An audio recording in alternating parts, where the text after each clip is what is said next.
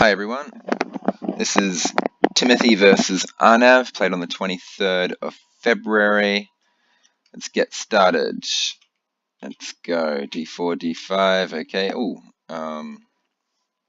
Queen's Gambit accepted. e4. Okay, so generally when someone accepts the Queen's Gambit, you want to throw your knight on c3, and that covers the b5 square. When you play an immediate e4, you introduce this idea of b5 being played, and black can actually try and hang on to his pawn.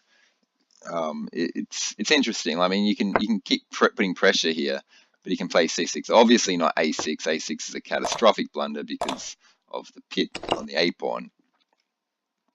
But here he can go c6, and it looks like he's hanging onto his pawn. I think there might be a way for white to forcibly get the pawn back. Takes, and something like b3 or something like that. White will end up getting his pawn back. But it does give black this huge extra option of playing b5. I much prefer instead you go knight c3 first, get that knight there, get that covering that square, and just eliminate those lines from existence. And then you can look to play e4 a bit later on. E4 straight away, knight c6. The best way to handle a direct e4 would be to immediately attack the center, immediately break in the center. I like the idea of e5. It immediately puts pressure on the center, and if he takes, you don't have to worry about that. You just trade queens, and and here you stopped white from castling, and you've got moves like knight c6 threatening to grab the pawn. You've also got that same b5 idea, and white's position's in a bit of disarray. Not being able to castle is a major problem for him. So I mean, instead of e5, I think you've also got c5, which is also pretty good.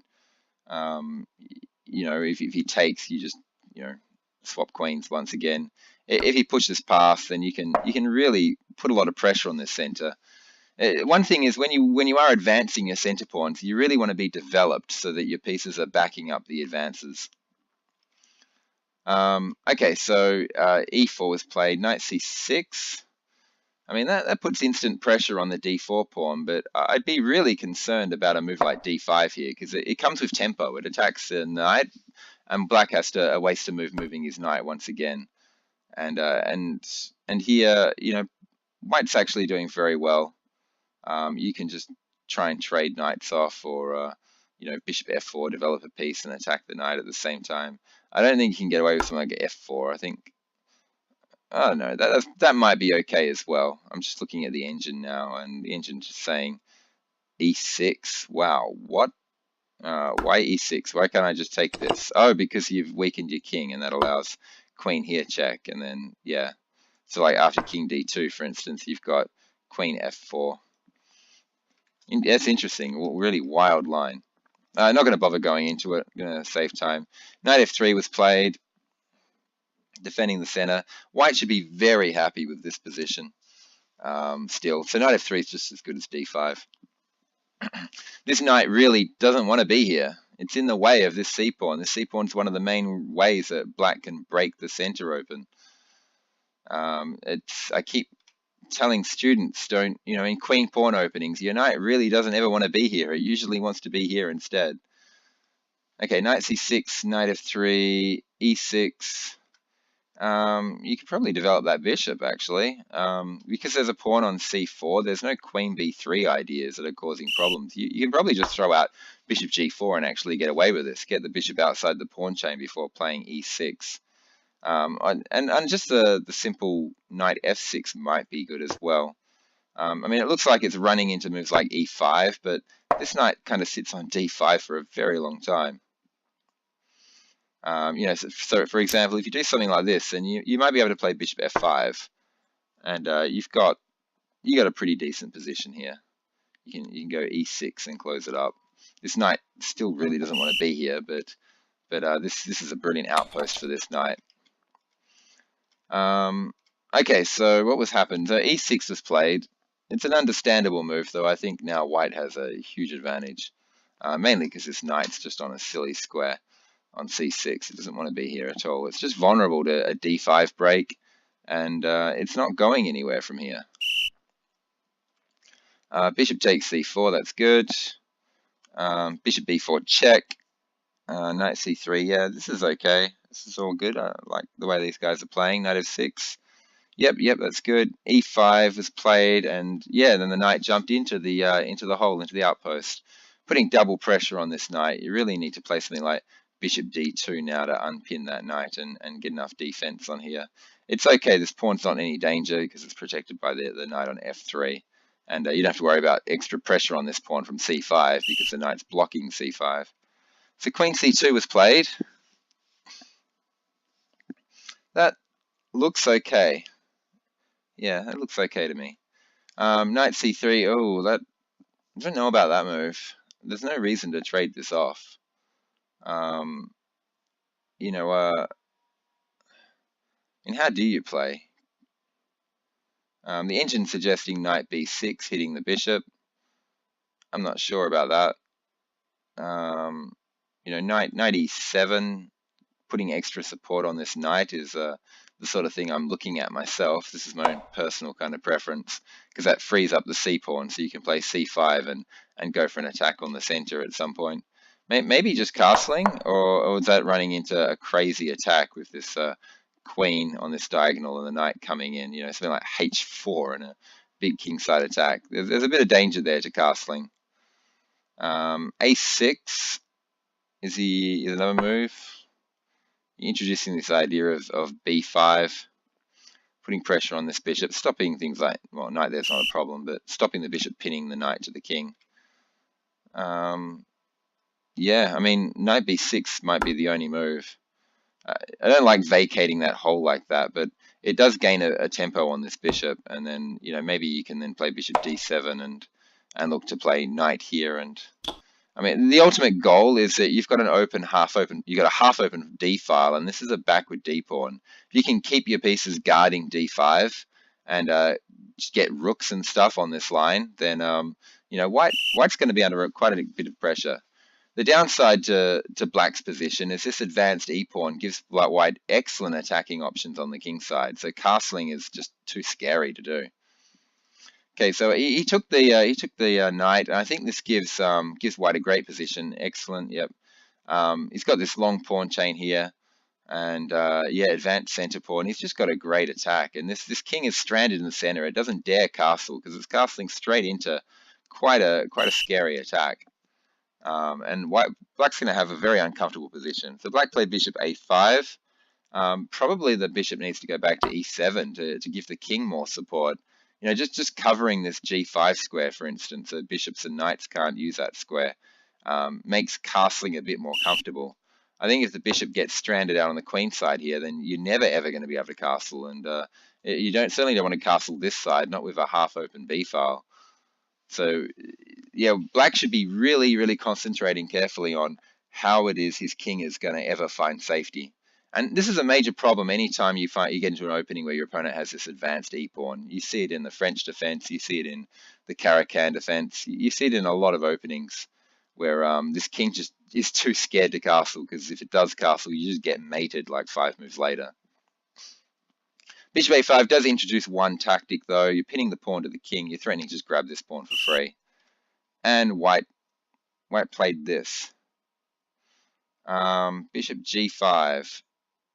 So that hits the queen. This requires calculation, because after knight here, you're also hitting the queen, but if you swap queens, you end up knight forking these two pieces. I think bishop g5 just loses to that, doesn't it? I'm just analyzing it right now. You're hitting the queen, and if he takes this, you take back here, and you just a pawn up, and you're hitting the bishop as well. There are other things going on here. There's this tactic here, this queen fork, but I don't think it's a problem because I think this bishop's on pre as well. So, you know, something like this here, bishop here, then the queen can just grab this bishop here. And I think black's doing okay, isn't it? Black's a pawn up. He still has a horrible situation of what to do with his king, but I think the king, now that all those pieces being swapped off, his king is much safer on the king's side now. So, yeah, liking black's position after just simply knight takes d4. He didn't take it though. He played f6, hitting the bishop, which is understandable. His opponent took, and black took back with the pawn, of course. Now the bishop's in danger. The bishop probably needs to slide its way into h6 just to stop this king castling. And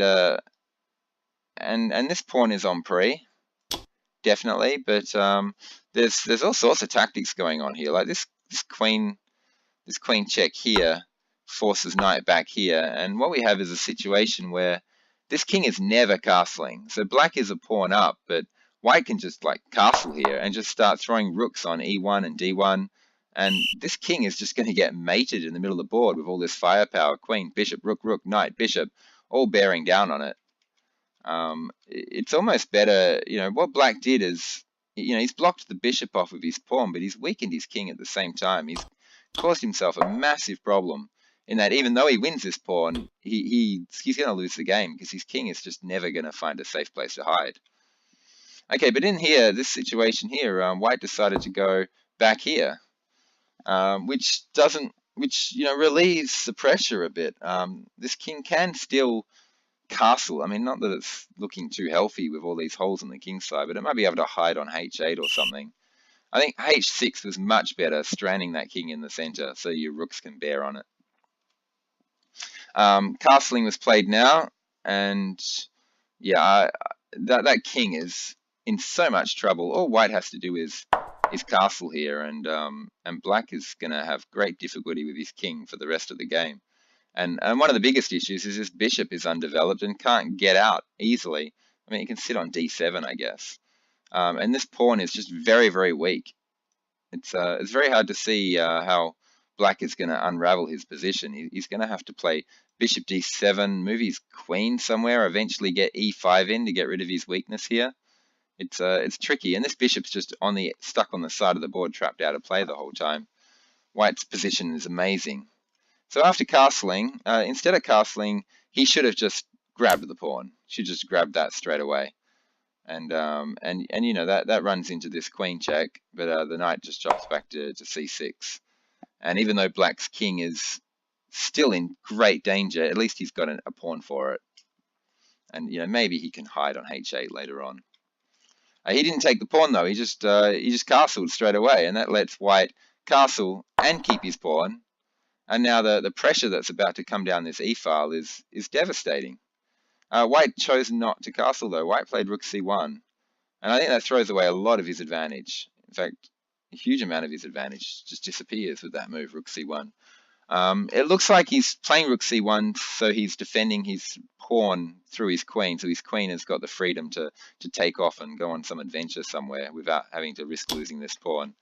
But yeah, a much better thing is get your king out of the center, break this pin immediately, and just castle. And white's just much, much better. Okay, so rook c1, that gives black the chance to take the pawn. And finally, yes, he's seen it, he's taken it. So knight takes d4, and yeah, black's just won a pawn here. He's still got a monstrous problem in trying to keep this king safe. It's going to be under fire for a long time. A move like queen e4, for instance, hits this pawn twice and threatens to grab the knight. And, I mean, it pretty much forces this, but I don't know if that's what black wants to play anymore, because he takes with the g pawn. He gives himself double isolated pawns, but more importantly, he gives himself an open g file to attack that king with. This king is not very healthy at all, though. That's the other thing to consider. But because this bishop's sort of trapped out of play, and this bishop is just terrible, and this rook isn't coming out anytime soon, this must be to white's advantage, even though white is a pawn down. So knight takes d4. Oh no! White took it back, and black pounced on the opportunity. Queen forking the two bishops. White could not take the pawn, but he just couldn't do it. Taking the pawn back runs straight into a queen fork, and he's going to lose one of his two bishops. He chose to hang on to this bishop here. Maybe he should instead. What should he do? I'm going to rely on the engine for this one. The engine's saying queen a4, which defends one of the bishops and attacks the other. And at this point, black can take this check, and then yeah, well, then he can't grab this anymore because he loses his queen. Oh, Yeah, queen a4 is awesome. It introduces that cool idea. So the queen just goes up and says, aha, I got your bishop. Bishop check, and then queen takes queen. So it looks like white has got a way out of this. So let's actually see what the engine says. After queen a4, bishop here check, king f1. Black is 2 pawns up. Black is 2 pawns up, but this bishop's hard to defend. This bishop's on pre, and he's relying on one tactic just to keep this bishop alive at the moment.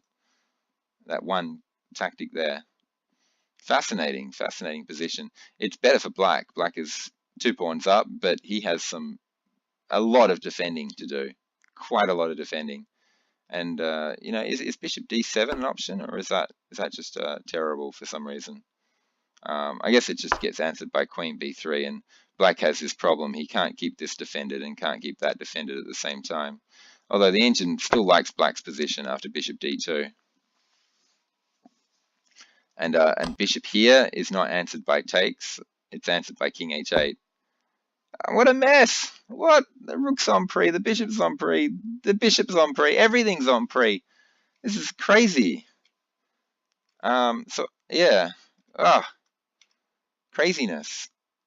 So after in this position here, white needed to push the random button and just go queen a4. He didn't though.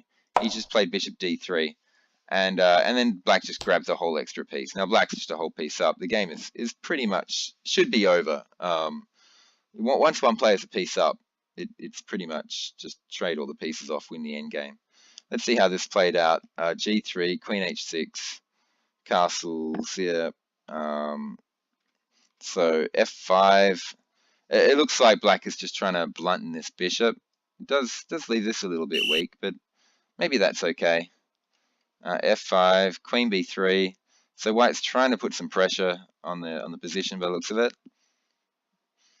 Maybe with the pin here, and maybe get the bishop here and put more pressure on in conjunction with a rook. I think that looks like a good plan. King h8, get out of the pin. Good idea. Queen b, what? Okay, now the queen's decided to voluntarily move back to b2. Why? Yeah, I mean, you can harass this bishop with queen b5, or you could play c4 if you want to.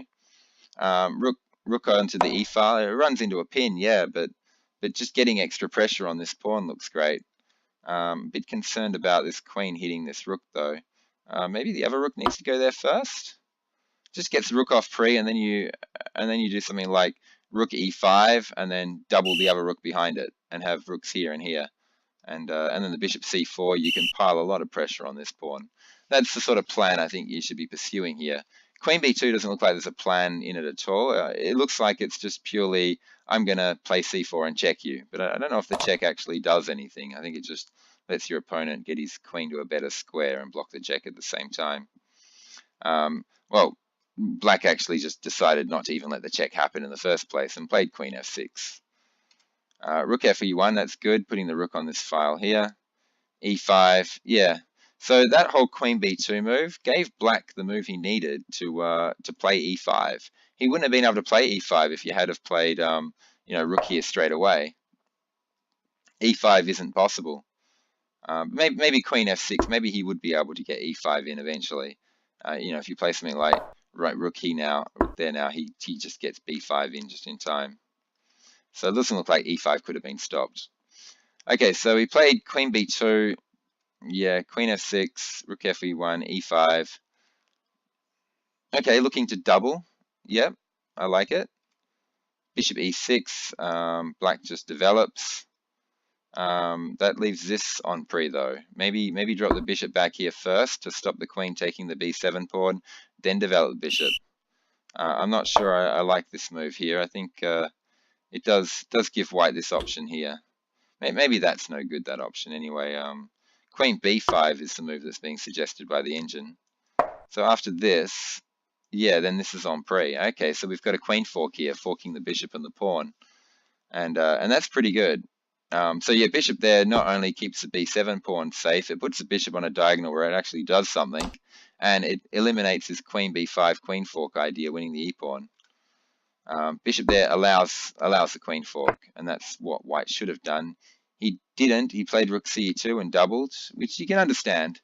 And one of the biggest problems, though, is e4, and that's exactly what was played. Now the bishop's on pre, and the bishop needs to move somewhere. Where? Yeah, bishop back to b1, maybe. This is difficult. Once these pawns got into it, this pawn got off of e6 and got up to e5 and then e4. Black's position's perfectly safe. White shouldn't have any chance whatsoever. But instead of playing bishop b1, he played queen a3. And that looks like it loses for a lot of different reasons. The main idea here is, oh no, I've blundered a bishop. And then white goes, aha, I got your bishop and I'm hitting your queen at the same time. And yeah, I don't know, maybe d2 is a problem because you can't take this queen because you lose your rook and he gets a new queen. After d2, what do you do here? Yeah, so this tactic doesn't even work. Black can just take the bishop. He could also just move his bishop and play it safe and not even enter those complications. If he was worried that he might have missed something, just play bishop back to b6 and yeah, he doesn't need to take the bishop just yet. He's just got a fantastic position. So queen a3 was played. Bishop takes c3 was the response. That's also really good. I like that. Hitting the rook, and yeah, and now he's going to lose that bishop, isn't he? Because if rook moves here, for instance, then can he just take here? Yeah, and then the rook's on pre, and oh, but hang on, there's a deflection. The queen's overworked. It's trying to defend both bishops at the same time. You can just play rook takes here, and after the queen takes, grab this at the end. Although even after all of this, black is still a rook up, so it's all pretty much moot. Okay, let's see what happened. Bishop c2 was played, and that just throws away the rook down there. There's no complications there. He takes back, and then queen d4, centralizing the queen. Is there anything better? The engine likes f4, but I can understand why black wouldn't want to go into those sorts of complications. He's got a perfectly safe position, a whole rook up. Just centralizing this rook is also very strong. Just trying to keep his pawns alive. I like this idea of centralizing the queen. You got to be worried about rook d1 being played, and that's what happened. But he just dropped his queen back here and kept his pawns nice and safe. And this queen sitting here defends all three pawns and his bishop, which gives his rooks the freedom to start challenging down the d file. I love the way Aarnav played this. I think, even though the engine doesn't like a lot of these moves, I think it's the safest way to just secure the win, and that's exactly what he should be doing. Great stuff. So queen c3 check was played, then we got king here, then we got queen. Now offering a swap of queens, not a good idea when you're a whole rook down. You've got to preserve your pieces, keep as many pieces on the board as possible, and form some plan to randomize the position. Find some way to create some chaos. And that's really hard to do. Like, maybe try to mess up these pawns. Something like trying to get a g4 push in or something. Just trying to open lines here. It's so difficult because black is covering all the entry squares of this rook. This rook is going to have to go off this file. And the idea is to try and create a new file for it, to try and maybe h3, g4, and if he takes, then play king here and swing the rook over to there. I don't know. You got to find some way to create some chaos. It's very, very hard to do. Queen e3 is just instant resignation. It pretty much just gives up the entire game. Once the queens are off, white has no hope. White's only advantage in his position is that this king is exposed and that maybe he can sneak his queen in, 5 or 10 moves from now, sneak his queen in and pull off a sneaky perpetual check. That's, this is really the only thing he can try and do. Okay, queen here, queen takes, yeah.